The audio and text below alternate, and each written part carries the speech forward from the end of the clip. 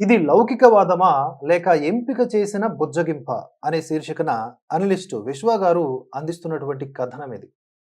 హిందూ దేవాలయంలో ఇస్లాం బోధించటం నేరం కాదు అని కర్ణాటక హైకోర్టు అంటోంది.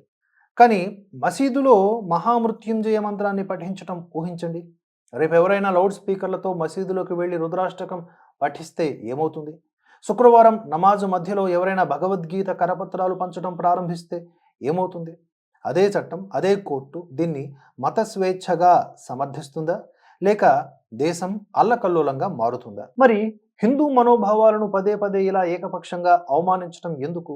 అది కూడా ఎప్పుడూ లౌకికవాదం పేరుతో.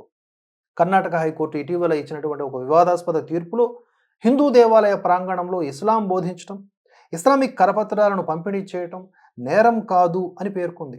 కోర్టు ప్రకారం ఈ చర్య ఐపీసీ సెక్షన్ 295A క్రింద మతపరమైనటువంటి మనోభావాలను దెబ్బతీయటం కిందకు రాదు. వీడియో ఆధారాలు అది హిందూ భక్తులలో ఆగ్రహం కలిగించిందని స్పష్టమైన సాక్ష్యాలు ఉన్నప్పటికీ ఒక అహిందువు దేవాలయంలోకి ప్రవేశించి ఇస్లామిక్ వస్తువులను పంపిణీ చేసి మత సామరస్యాన్ని పరిరక్షించాల్సిన చట్టం ద్వారా శిక్షించబడకుండా వెళ్ళిపోతాడు.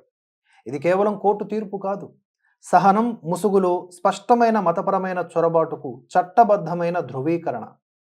హిందువులను మసీదులో లేదా చర్చిల్లో ఓం నమః శివాయ అని జపించడానికి అనుమతిస్తారా? మసీదు ప్రాంగణంలో హనుమాన్ చాలీసా పారాయణాన్ని ఎవరైనా సహిస్తారా?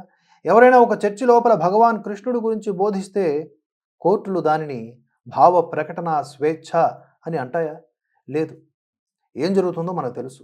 అల్లర్లు, ఎఫ్ఐఆర్లు, అరెస్టులు, దేశవ్యాప్త ఆగ్రహం, ఇలా మత సామరస్యాన్ని కాపాడడానికి కోర్టు ఆదేశాలు కూడా దీనికి జతవుతాయి. కానీ హిందువుల విషయానికి వస్తే దేవాలయాలు మత మార్పిడి ప్రయత్నాలకు, ఆక్రమణలకు లేదా అవుట్రీచ్కి బహిరంగ లక్ష్యాలుగా ఉన్నాయి. ఇతరులకు వసతి కల్పించాలని కేవలం హిందూ సంస్థల నుండి ఎందుకు ఆశించాలి?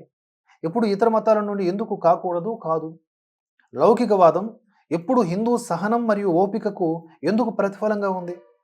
ఇప్పుడు మసీదులు మరియు చర్చిలలో సుందరాకాండ పాఠాలు నిర్వహించడానికి దేవాలయాలను కోర్టులు అనుమతిస్తాయా? ప్రతి మతానికి దాని పవిత్ర స్థలాలను సంరక్షించుకునే హక్కు ఉంది కదా. కానీ హిందూ మతం విషయానికి వస్తే ఆ హక్కు క్రమ పద్ధతిలో పలుచన చేయబడుతోంది. చట్టపరమైన పదజాలం క్రింద మరుగున పడుతోంది. మందిరంలో ఇస్లాం బోధించడం నేరం కాకపోతే మసీదులో సనాతన ధర్మాన్ని బోధించడం కూడా చట్టబద్ధం కావాలి. ఈ సమానత్వానికి మనం సిద్ధంగా ఉన్నామా?